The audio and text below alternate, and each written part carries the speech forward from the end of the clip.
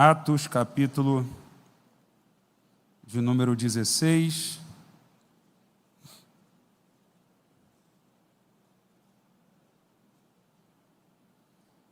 Eu quero ler com você alguns versículos. E deixa a tua Bíblia aberta, por favor. É uma mensagem textual, nós vamos comentar aqui algumas coisas. Atos, capítulo 16, versículo 9 e o verso de número 10, diz assim: durante a noite, Paulo teve uma visão na qual um homem da Macedônia estava em pé e lhe suplicava: passe a Macedônia e ajude-nos. Depois que Paulo teve essa visão, preparamo-nos imediatamente para partir para a Macedônia, concluindo que Deus nos tinha chamado para lhes pregar o Evangelho. O apóstolo Paulo, em uma de suas viagens missionárias, conduzido, direcionado pelo Espírito Santo, ele vai seguindo toda a orientação, toda a direção que Deus vai dando para ele. Porque o centro da vontade de Deus é o melhor lugar para que nós possamos estar. Você podia me ajudar nessa noite e dizer para quem está do teu lado: o melhor lugar do mundo é o centro da vontade de Deus. Aí você fala para ele: você pensou que era Paris, né? Pensou que era Dubai. Não, é o centro da vontade de Deus. Mas se o centro da vontade de Deus for te levar para lá, né? Então vai ser. Então não tem melhor lugar do que o centro da vontade de Deus. A gente fica pesquisando, observando, né? Tem um canal do YouTube que de vez em quando eu gosto de assistir.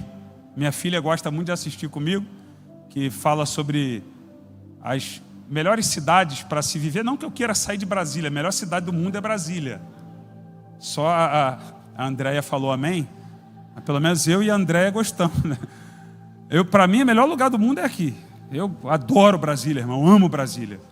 Eu vesti a camisa de Brasília literalmente porque eu ganhei no meu aniversário uma camisa com o plano piloto aqui, no formato aqui do avião, ou da borboleta, ou da libélula, cada um fala uma coisa, mas é aquilo que você conhece. Então eu amo Brasília, né? E o pastor Silas pode estar me assistindo, o senhor pode me deixar aqui muitos anos que eu estou feliz aqui. Amém? Eu não sei se a igreja está feliz comigo, mas eu estou feliz com a igreja. Mas aí eu gosto de assistir, sabe? Aí eu fico observando as cidades espalhadas pelo mundo, aí você começa a ver os pontos positivos, negativos.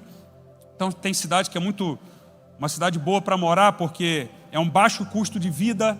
Então você, com uma renda baixinha, você pode morar muito bem, né? Mas também, em contrapartida, pode ser que o índice de violência seja maior. Então tem cidade que o trânsito flui melhor, outra já tem mais trânsito. Tem cidade que é muito tranquila, mas não tem emprego.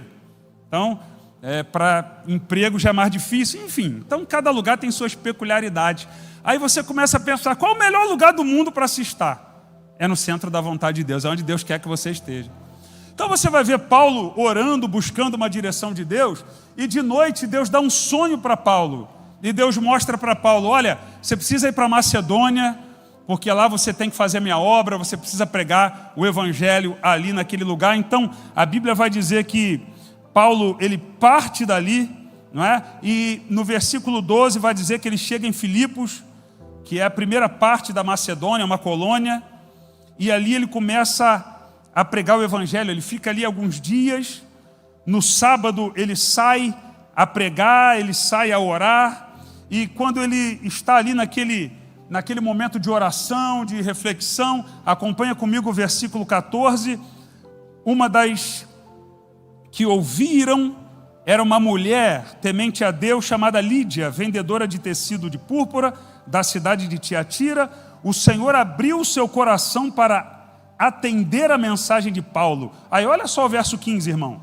Já na sequência: tendo sido batizada, bem como os da sua casa, ela nos convidou dizendo: se os senhores me consideram uma crente no Senhor, venham ficar em minha casa, e nos convenceu. Meu irmão, olha só, essa mulher era uma empresária. Olha que bênção, irmão, que palavra maravilhosa essa aqui, né? Paulo recebe uma orientação de Deus, ele chega no lugar novo, começa a pregar o evangelho. Irmão, logo no começo, uma mulher, uma empresária da cidade, uma mulher bem-sucedida, porque ela tinha uma casa própria, ela tinha uma residência, ela tinha uma família. Essa mulher se entrega a Jesus, que maravilha. Qual pastor não gostaria disso, né? Você chega no lugar, começa a pregar, uma alma aceitou Jesus. Uma alma não, porque a Bíblia diz que a casa dela foi batizada, a família dela foi alcançada. Já começamos ganhando vida para Jesus, olha que bênção, né? Olha que crescimento rápido aqui na igreja. Olha que coisa maravilhosa. Aí, como se não bastasse isso, a mulher ainda chega para Paulo e diz assim: vocês vão ficar na minha casa. Meu Deus, Paulo agora já tinha um lugar para se hospedar, né? Tudo cooperando, tudo acontecendo muito bem. Então, é nessa hora que a gente entende que o centro da vontade de Deus é o melhor lugar para se estar. Porque quem deu a direção para Paulo de ir para lá, irmão? Quem foi que deu a direção? Quem deu? E quando Paulo chega lá, o que começa a acontecer? Paulo começa a prosperar, a pregação dá certo, as coisas começam a acontecer, uma família já alcançada logo de primeira. Paulo começa a ver que realmente valeu a pena ouvir a voz de Deus. Então, quando Deus nos dá uma direção, irmão, e a gente começa a seguir essa direção, a porta começa a abrir, né? O salário aumenta. Só um ali, né? Aí, alguém que queria casar, Deus vai e concede uma pessoa, a pessoa se casa, constitui uma família, a porta se abre, as coisas vão acontecendo. Quem não podia engravidar, agora engravidou, está gerando. Quem estava estudando para o concurso, agora passou, foi chamado. Mas isso é maravilha. Aí eu faço uma pergunta para você. Você tem dúvida de que esse é o centro da vontade de Deus? Tem alguma dúvida ainda? Claro que não, irmão. Se eu estou sendo abençoado, porque eu segui a direção de Deus, cheguei no lugar, tudo está dando certo, só pode ser a bênção de Deus. Aí o texto continua, no verso de número 16, acompanhe comigo. Está com a Bíblia aí ainda ou não? Já fechou? Abre aí. Certo dia, indo nós para o lugar de oração, encontramos uma escrava que tinha um espírito pelo qual predizia o futuro. Ela ganhava muito dinheiro para os seus senhores com adivinhações. Essa moça seguia a Paulo e a nós, gritando: estes homens são servos do Deus Altíssimo e lhes anunciam o caminho da salvação. E ela continuou fazendo isso por muitos dias. Segura aí. Primeiro, eu quero abrir um parêntese aqui no contexto do que eu quero trazer para você entender uma coisa. Essa mulher está falando mal de Paulo, irmão? Tá não, né? O que ela está fazendo? Ela está elogiando Paulo. Ela parece até que ela está contribuindo para a pregação do Evangelho. Uau! Olha, esses homens são grandes homens de Deus. Eles são pregadores. Esses homens foram enviados pelo Senhor. Eles anunciam a mensagem da salvação. Essa mulher não está mentindo não, está falando a verdade.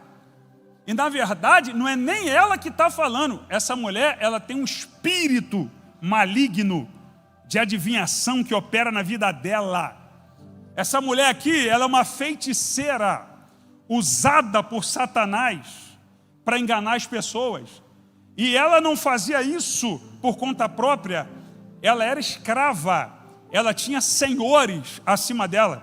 Ela tinha donos. Ela era uma propriedade de alguém que se aproveitava dela. E usava essa magia, não é? Esse espírito de encantamento, de engano que operava nela para enganar as pessoas e ganhava muito dinheiro. Você já viu alguma coisa parecida? Entra aqui que eu vou ler a tua mão. Já viu alguma coisa assim parecida? Trago a pessoa amada em 10 dias. Já viu? Traga o ente querido que morreu há um tempo atrás, ele vai falar aqui agora. Já viu alguma coisa desse tipo? Sabe o que é isso? Espírito de adivinhação, espírito de engano, que operava naquele tempo e opera hoje ainda. Só que olha que coisa interessante, esse espírito de engano, ele não está criticando Paulo não, ele não está afrontando não. Claro que não, irmão. Satanás, ele quer enganar as pessoas. Então muitas vezes ele vai se passar por alguma coisa boa. E por muitos dias essa mulher estava fazendo isso, até que um dia Paulo se incomodou. Aí é aqui que eu quero falar para você. Meu irmão, Paulo se incomodou com o que essa mulher vinha falando, e ele repreende o espírito maligno para que saia dela. Aí, escuta o que eu vou dizer para você. Você quer ter uma vida abençoada? Você quer conquistar na vida? Você quer prosperar na vida? Cuidado com bajulação. Cuidado com quem só fala coisa para te agradar. Cuidado, porque vale mais um confronto de uma pessoa que te ama do que uma bajulação daquele que quer te derrubar. Porque a estratégia do diabo aqui é derrubar Paulo, irmão. Não se engana não, é acabar com eles.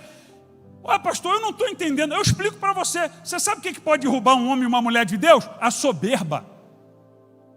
Então Paulo está ali, ó, diz e diz. Esse aí é o cara. Esse aí é o homem de Deus. O que ele fala acontece. Pode obedecer, siga ele. Não tem ninguém melhor que ele. Quem sabe essa soberba entraria no coração de Paulo. E onde há soberba, há ruína, há desgraça. Mas Paulo se incomodou com aquilo e repreendeu o espírito maligno. Cuidado com gente que só te bajula. Tem gente que é o contrário, gosta de bajulador. Se alguém fala a verdade, se alguém aperta ele um pouquinho, se alguém chama a atenção dele, se magoa, se ofende. Brigou comigo. Me chamou minha atenção. Porque só gosta de melzinho, só gosta de carinho. Lindo. Lembrei até de um... Meu lindo. Cuidado, irmão, com o que você anda escutando. Que evangelho é esse que você anda ouvindo por aí? Onde o homem é o centro de todas as coisas? Não importa se você está em pecado, porque você é o chuchuzinho de Jesus. Jesus cuida de você. Você pode ser um adúltero, um safado, um mentiroso, mas o que importa é que a graça de Deus te alcança. Que evangelho é esse, irmão? As pessoas não querem ser confrontadas. Irmão, evangelho onde não há confronto não é evangelho. Porque o evangelho de verdade confronta a gente. Evangelho de verdade não é o evangelho que você entra na igreja e se alegra com o pregador, não. Evangelho de verdade é aquele que você ouve e se entristece com você mesmo. E você diz assim: eu tenho que mudar, eu tenho que melhorar. Eu tenho que ser um pai melhor, um marido melhor, uma esposa melhor.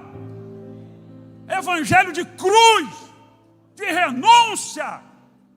Antigamente tinha um corinho: agora é só vitória, agora é só vitória, agora é só vitória. Aonde, irmão? Sabe o que está acontecendo hoje? Muita gente vem para a igreja com essa mensagem: pare de sofrer. Tem igreja que tem esse slogan: pare de sofrer. Irmão, eu acho que o melhor lugar para botar esse slogan, pare de sofrer, é na porta do cemitério. Para quem é crente e vai morar no céu. Porque quem não é, filho, vai começar a sofrer um pouquinho mais depois que morre. Essa vida tem luta, irmão. Então a gente só quer ouvir um melzinho. Tem igreja que não prega mais sobre arrebatamento da igreja. Tem igreja que não fala mais da volta de Cristo. Por quê? Porque você é tão bom nessa terra, você é tão fenomenal aqui, que Deus vai fazer tudo o que você quiser aqui. Deus vai te dar tudo aqui. Você vai ficar bilionário, trilionário aqui. E ninguém quer mais ir para o céu, irmão.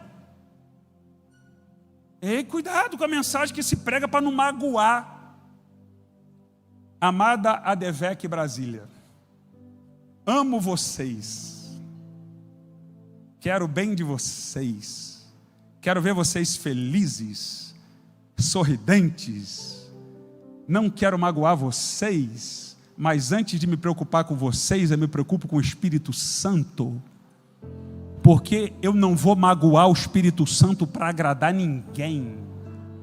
Então o evangelho que eu prego é o evangelho de verdade. O evangelho de 2 Coríntios 5,17. Se alguém está em Cristo, nova criatura é. As coisas velhas se passaram, eis que tudo se fez novo. O evangelho onde você entra na igreja maltrapilho, em pecado, fedendo, destruído. Mas aqui você levanta a mão para Jesus. Jesus entra na tua vida, começa a fazer uma transformação de dentro para fora, uma regeneração. Você passa a se encher da presença de Deus, você passa a amar a Deus e aborrecer o mundo. Aleluia! Esse é o evangelho, irmão.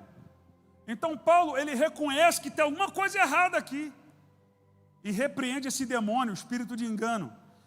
E essa mulher na mesma hora é liberta. Acompanha comigo aí.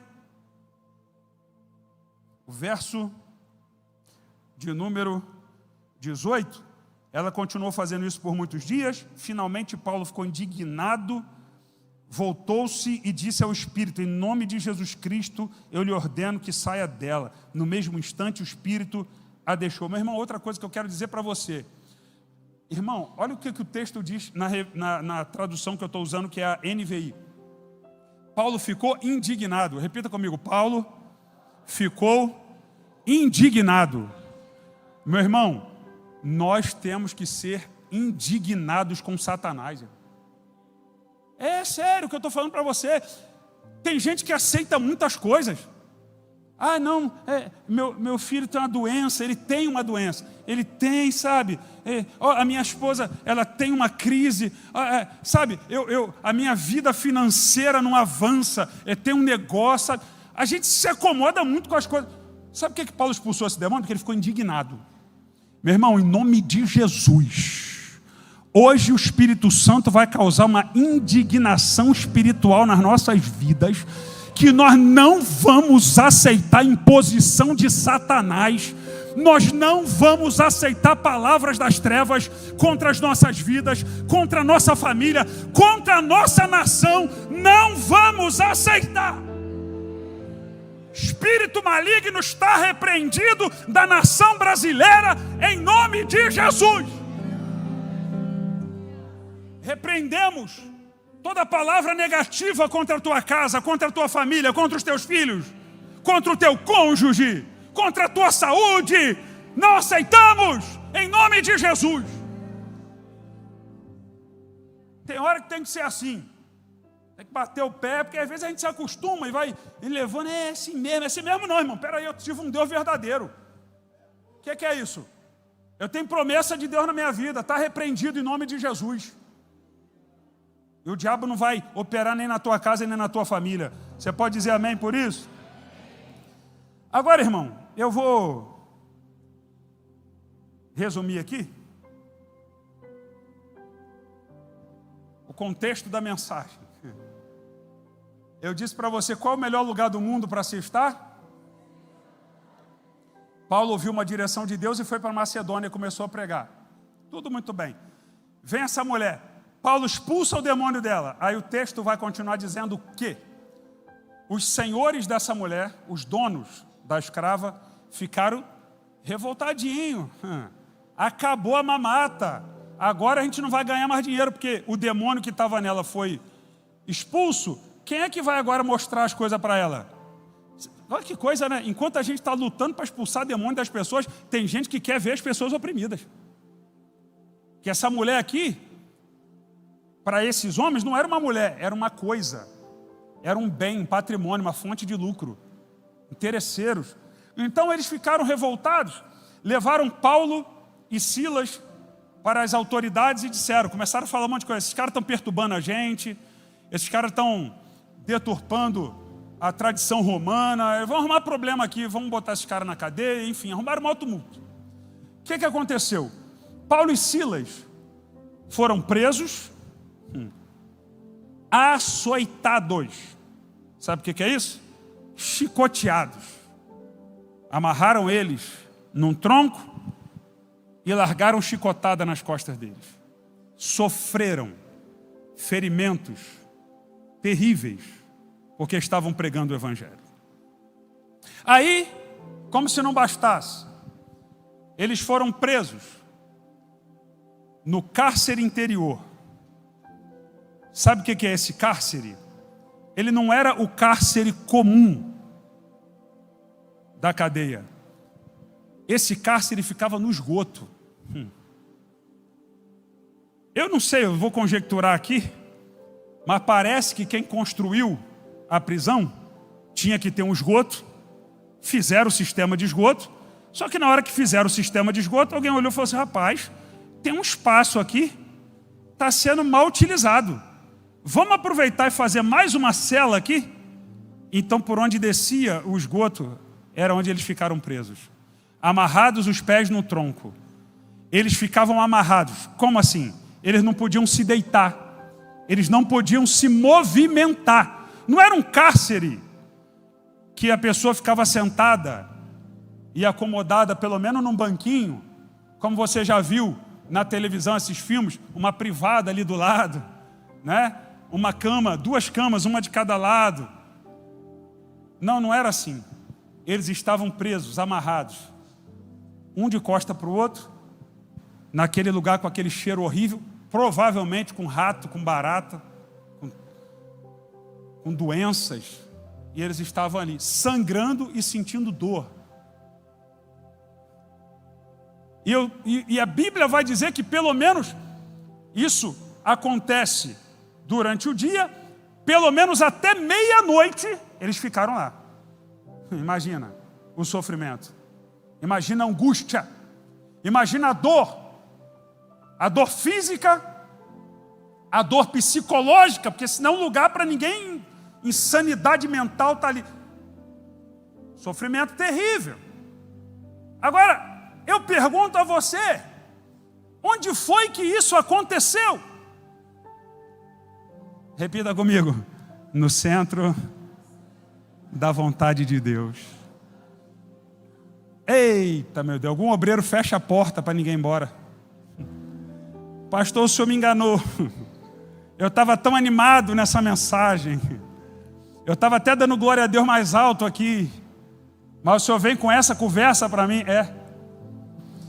Porque às vezes o centro da vontade de Deus vai nos botar numa situação desconfortável. Porque obedecer a Deus não nos impede de passar em alguns lugares. É por isso que Deus vai usar o profeta Isaías para dizer: quando passares pelo fogo, não te queimarás, nem a chama arderá em ti. Meu Deus. Eu já vi pregador tentando amenizar, dizendo assim: se passares pelo fogo, não te queimará. Não, é quando? Porque você vai passar. Quando passares pelo fogo, vai passar no fogo. Quando passares pelo rio, vai passar pelo rio.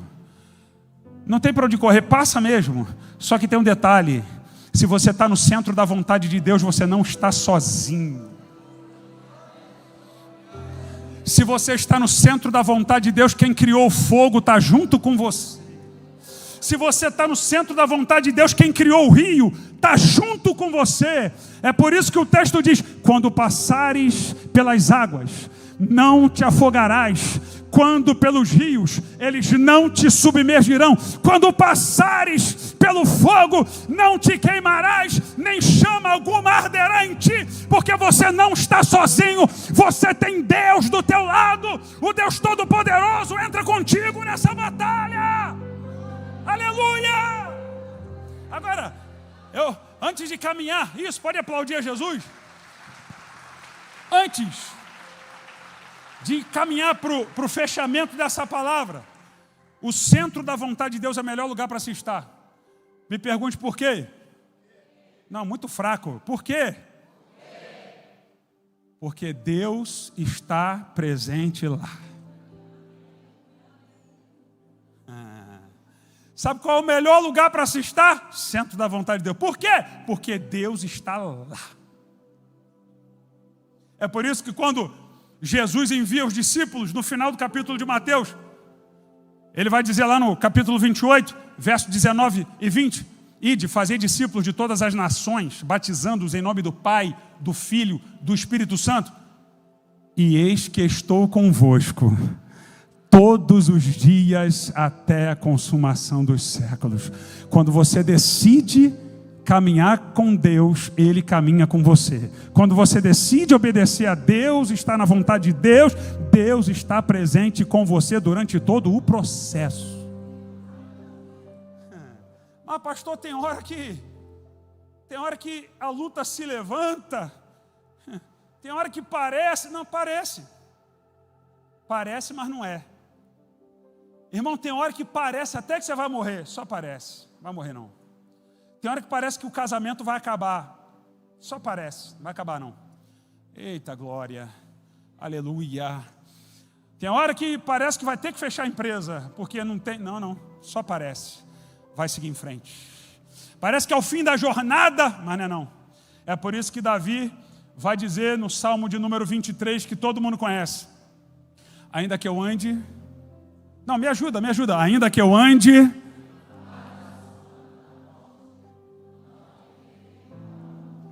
Ainda que eu more... Sim ou não? Me ajuda aqui, gente. Ainda que eu more no vale da sombra da morte, ainda que eu morra no vale da sombra da morte, é isso? Ainda que eu fique ali para sempre no vale da sombra da morte, não. Porque vale da sombra da morte não é lugar de estadia, é lugar de passagem. Eu vim profetizar para alguém nessa noite, que entrou aqui dizendo: pastor, eu estou passando no vale. Pastor, eu olho para um lado e para o outro, é assustador o que está ao meu redor. Mas eu não temerei, porque eu não vou ficar, eu só estou de passagem. Você vai passar, vai chegar lá do outro lado. Aleluia!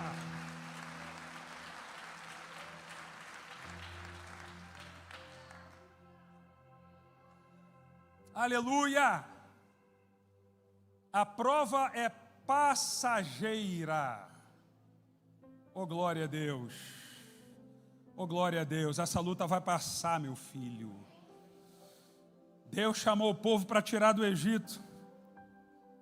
O povo passou pelo deserto, chegou na terra prometida. Deserto não é lugar de ninguém ficar. Deserto é lugar de passagem. Tem gente que está passando pelo rio hoje. Tem gente que está passando pelo fogo, mas só está passando. Você não vai ficar não, filho. Você vai chegar no lugar que Deus tem para você. Aleluia! Então, o centro da vontade de Deus... Irmão, eu hoje aqui... Hoje eu estou dando legume para você. Hoje eu estou dando para você, sabe o que? Proteínas, vitaminas para a tua vida. Porque quem vem para a igreja comer docinho, fica diabético espiritualmente. Tem crente diabético espiritualmente, obeso espiritualmente, sem força, sem energia, sem massa muscular, que só come porcaria. Vai vencer, vai vencer, vai vencer. Vitória, vai vencer. Ó, estou vendo um anjo com a bandeja. Olha a chave que desce. Pega essa chave e vira. É só docinho. Na primeira luta, sai da igreja. Primeiro embate. Cadê Deus que não está me vendo? Quer sair da igreja? Não, eu estou te dando um alimento para fortalecer você. Porque Paulo aqui está passando na prova. Você pode ser provado. A única diferença é que com Deus, você não morre na prova. Negativo. Com Deus, você não vai viver na prova. Negativo. Agora, qual é o segredo para você sair dessa luta, dessa prova? No centro da vontade de Deus, o centro das atenções é Deus. Oh glória! Aleluia! Irmão, para andar com Deus, primeiro é Ele, você vem depois. Para andar com Deus, o centro tem que ser Ele, não você. Não se trata de você, se trata dEle. Eita glória! Pastor, o que o senhor quer dizer com isso? Você vai ler em casa a Bíblia, o resto aqui para ganhar tempo aqui. A Bíblia diz que perto da meia-noite, Paulo e Silas estavam no cárcere, ensanguentados, no meio da sujeira do esgoto, sentindo dor, mas perto da meia-noite. O que eles estavam fazendo, irmão? Reclamando, murmurando. que eles estavam fazendo? Silas virou para Paulo e disse assim: Paulo, tu é um vacilão mesmo, cara. Paulo, não falei para tu que isso não ia dar certo, cara? Tu foi expulsar o demônio da menina, hein? Para que tu foi se meter com o Satanás, cara? Deixa ele para lá, Paulo. Agora onde a gente vai parar? Aí Paulo vira para Silas: tá falando de quê, rapaz? A culpa é tua, que se eu tivesse sozinho tinha acontecido isso. Que amigo é você? E pronto, discussão. E cadê Deus nessa história? Ô Paulo! Aí Silas vira para Paulo: Paulo! Que conversa fiada que tu teve um sonho de Deus, que era para vir para cá, para Macedônia. Que mentira, Paulo, tu dormiu de barriga cheia, Paulo, onde a gente veio parar? Foi esse o diálogo, irmão? Ou então Paulo falou assim: Silas, tu que me convidou para a campanha da vitória na Devec, e até agora não aconteceu nada. Que mentira, tu me enganou, rapaz, tu disse que essa igreja era uma bênção, e eu estou aqui nesse lugar aqui de provação. Era essa a conversa deles? O que a Bíblia diz, irmãos? Perto da meia-noite, Paulo e Silas adoravam a Deus. Oh, aleluia! Paulo e Silas cantavam louvores a Deus. Paulo e Silas engrandeciam o nome. Ah, meu Deus! Aleluia! Por quê? Porque eles eram crentes de verdade. Eles eram verdadeiros adoradores. Verdadeiro adorador não adora de acordo com a circunstância, não. Verdadeiro adorador adora quando tudo está bem, mas adora quando tudo está mal. O verdadeiro adorador, ele adora a Deus em todo o tempo. Você quer vitória na tua vida? Você quer ser abençoado? Continue no centro da vontade de Deus, adorando aquele que é o centro. Adorando a Ele. Irmão, para de falar de você, começa a falar dEle. Ah, meu Deus, ajuda a tua igreja a entender isso aqui nessa noite. Pelo amor de Deus. Irmão, o que eu quero que você entenda é isso. Está sofrendo? Está doendo? Para de falar de você para Deus, começa a falar dEle, quem Ele é, o que Ele faz, o nome dEle. Tem gente que vem para a igreja e ele só sabe... É o relatório dele. Deus, a minha vida está ruim. Ah, Deus me faz isso na minha vida. Eu não aguento mais. Eu estou com problema. Eu estou na crise. Eu estou isso. Eu estou aquilo. Para!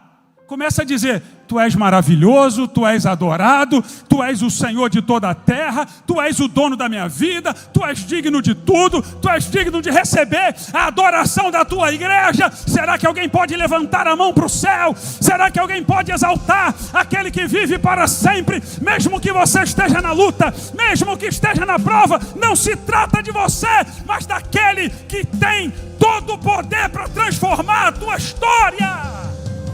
Aleluia! Oh, glória a Deus! Se coloque de pé, querido. Se coloque de pé nessa noite, que eu quero orar e abençoar a sua vida. Aleluia! Aleluia!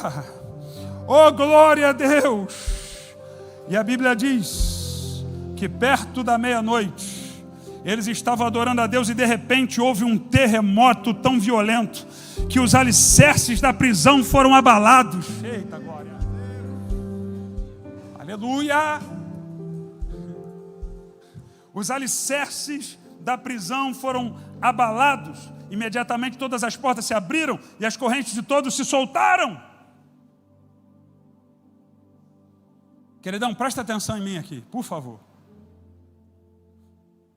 A bênção de Deus na sua vida é perfeita.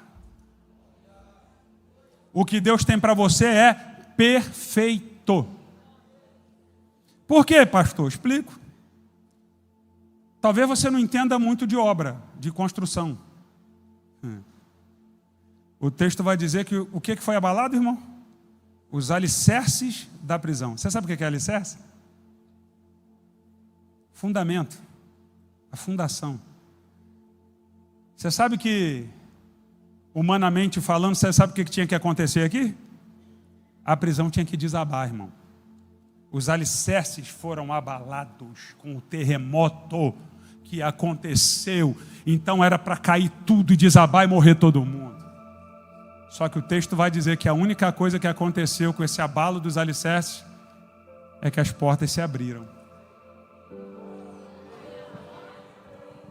Então Deus vai mandar nas nossas vidas alguma coisa que para o ímpio é destruição, mas para nós, portas abertas. Se eu perguntar aqui, quem quer um terremoto aqui? Tá maluco? Terremoto? É por isso que a gente tem que pregar e ensinar para a igreja, porque se você não ensina, você só fala, ninguém quer. Quem quer viver um terremoto? O sangue de Jesus tem poder. Terremoto, Deus me livre, quero nada. Mas se eu disser para você que Deus manda um terremoto na tua vida, que para o ímpio é destruição, mas para você as portas vão se abrir, coisas novas vão acontecer, milagres vão chegar. Aleluia, aleluia, aleluia. E outra coisa, escute, a Bíblia diz que o terremoto fez com que as portas se abrissem da prisão e todos foram livres, não só Paulo e Silas, todos que estavam lá. Meu irmão, o que Deus tem contigo vai alcançar muita gente. Você vai ser canal de bênção para a vida de muitas pessoas. E o texto vai dizer que Paulo, ele ganhou a vida daquele carcereiro para Jesus, que estava tomando conta, ganhou o carcereiro, ganhou a casa do carcereiro. Depois ele ainda foi honrado pelas autoridades, porque ele era cidadão romano, não podia ter sido preso dessa forma. Deus trouxe honra para Paulo. O trabalho de Paulo de pregar o evangelho, ele teve êxito de novo. Ele ganhou mais uma família para Jesus. Só que dessa vez foi diferente. No início, facinho. Chegou, Lídia se converteu, toda a sua casa. Aqui, teve que ser açoitado, teve que ser preso. Mas no final, teve êxito de novo, a família foi alcançada. Tem hora que tudo vai muito bem, mas tem hora que a gente passa uma luta. O segredo é com quem você está nessa luta. O segredo é se Deus está contigo nessa batalha. E o segredo é você não murmurar, não reclamar, apenas adorar a Deus, apenas exaltar a Deus. Você pode fechar os teus olhos, começar a engrandecer aquele que vive e reina. Bendito seja o nome do Senhor para sempre. A Ele seja a honra, a Ele seja a glória, a Ele seja todo louvor, toda adoração. Se prepare, porque Deus ainda tem muito mais para fazer na sua vida. Você não vai morrer nessa luta, você não vai morrer nesse cárcere. Deus vai mover todas as coisas em teu favor.